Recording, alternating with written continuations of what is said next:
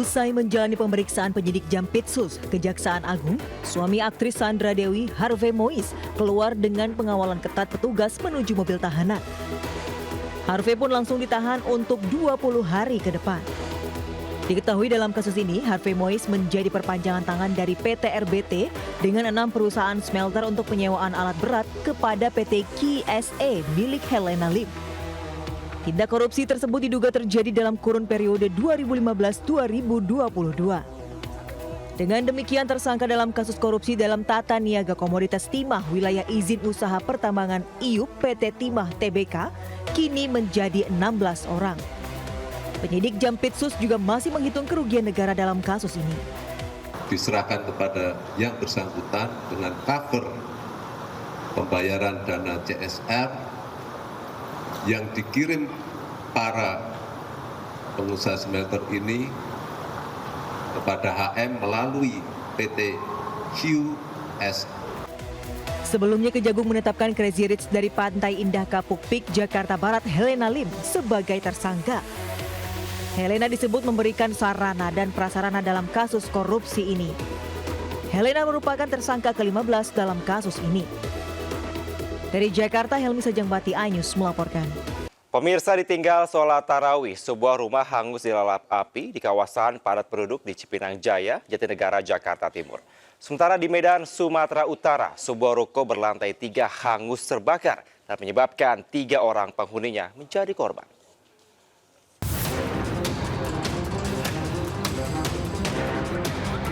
Warga panik saat melihat api terus membesar melalap rumah di kawasan padat penduduk, Jalan Cipinang Jaya 1 Jatinegara, Jakarta Timur. Warga pun berupaya memadamkan api dengan alat seadanya. Api muncul saat rumah dalam keadaan kosong karena ditinggal pemiliknya untuk sholat tarawih di kawasan Citayam, Depok. Petugas yang tiba ke lokasi pun sempat kesulitan menuju lokasi akibat sempitnya akses jalan. Ditambah banyaknya kendaraan yang parkir di jalan. Api baru bisa dikendalikan setelah 11 unit mobil pemadam kebakaran dan 55 personel dikerahkan ke lokasi. Belum diketahui penyebab kebakaran ini, sementara akibat kejadian ini salah satu warga jatuh pingsan akibat tersengat listrik saat membantu pemadaman. Dari Jakarta, Sofian Firdaus, iNews melaporkan.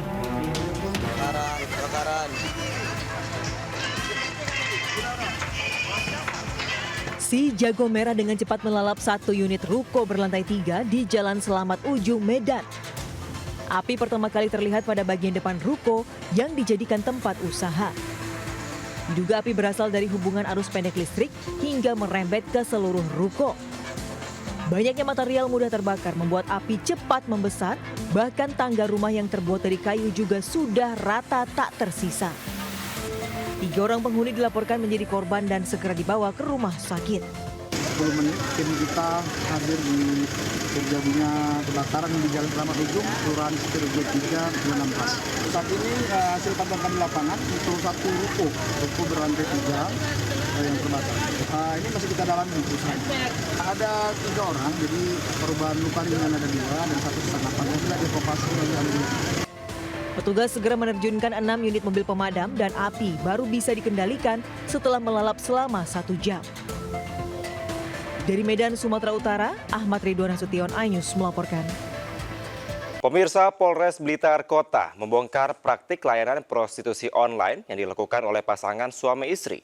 Mereka menjajakan layanan prostitusi lewat media sosial micet yang dioperasikan oleh 4 orang komplotannya.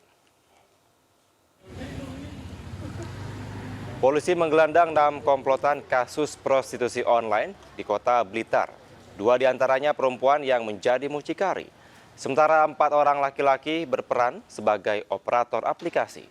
Ironisnya 2 diantaranya merupakan pasangan suami istri yang juga artis dangdut.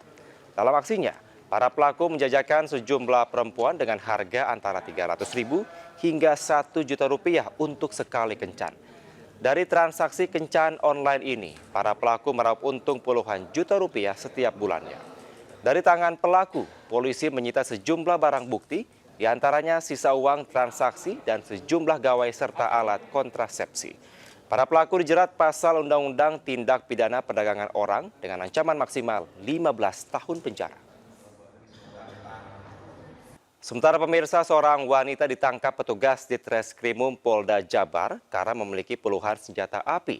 Dari mulai senjata api laras panjang jenis sniper, pistol jenis revolver dan FN, serta ribuan butir peluru berbagai kaliber.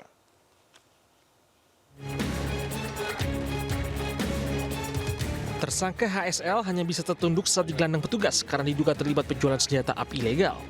Dari tangan tersangka, petugas mengamankan 31 pucuk senjata api laras panjang dan jenis pistol, beserta 9.000 lebih peluru berbagai kaliber. Dari hasil pemeriksaan, senjata-senjata dan peluru tajam tersebut milik suaminya berinisial PKL yang saat ini mendekam di Lapas Cipinang, Jakarta dengan kasus serupa. Selain itu, tersangka dijerat dengan pasal Undang-Undang Darurat ancaman hukuman paling tinggi, hukuman mati. Yang bersangkutan melanggar pasal 1 ayat 1 Undang-Undang Darurat Republik Indonesia nomor 12 tahun 1951. Ancaman hukumannya hukuman mati ataupun penjara seumur hidup atau maksimal 20 tahun. Polisi mengamankan 29 pucuk senjata api yang terdiri dari 18 senjata laras panjang berbagai jenis mulai dari sniper sampai dengan senjata serbu. Lalu berbagai 11 senjata api laras pendek seperti FN dan revolver, serta 9.000 lebih butir peluru berbagai ukuran dari kaliber panjang sampai kaliber pendek. Tersangka ASL juga beberapa kali menjual senjata-senjata tersebut. Dari Bandung, Jawa Barat, Jupita Melana melaporkan. Lapas kelas 2A Kerobokan Badung, Bali terbakar dan membuat panik penghuni lapas. Beruntung kebakaran tak menimbulkan korban jiwa.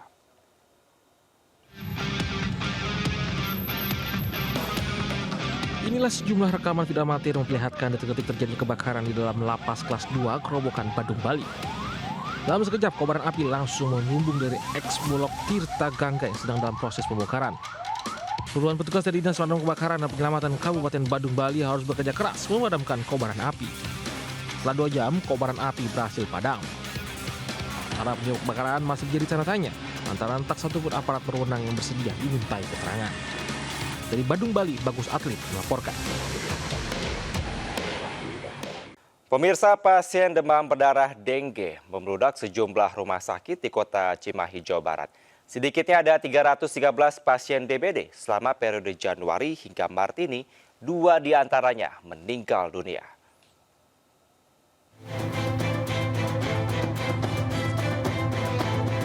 Data dari Dinas Kesehatan Kota Cimahi, setidaknya 313 pasien penderita demam berdarah dengue dirawat di sejumlah rumah sakit pada periode Januari hingga Maret 2024. 2 orang meninggal dunia karena memiliki riwayat penyakit komorbid. Melonjaknya pasien DBD memaksa pihak rumah sakit menggunakan ruang IGD sebagai ruang perawatan.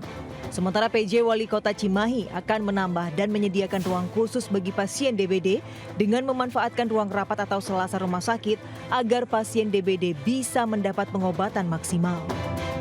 Rumah sakit tidak hanya yang kita miliki, tetapi juga puskesmas juga ya, dan termasuk juga rumah sakit swasta agar bisa memberikan pelayanan semaksimal mungkin kepada mereka ini. Walaupun ruang-ruang penuh juga tetap harus diisi ya. Karena bagaimanapun juga mereka membutuhkan pelayanan-pelayanan agar bisa sehat kembali. Guna menekan kasus DBD di Cimahi, pemerintah kota akan melakukan program 3M di permukiman warga. Dari Cimahi, Jawa Barat, Yuwono, iNews melaporkan. Kita ke informasi lainnya pemirsa, 2 minggu menjelang Lebaran, stasiun Pasar Senen Jakarta Pusat terus mengalami lonjakan pemudik.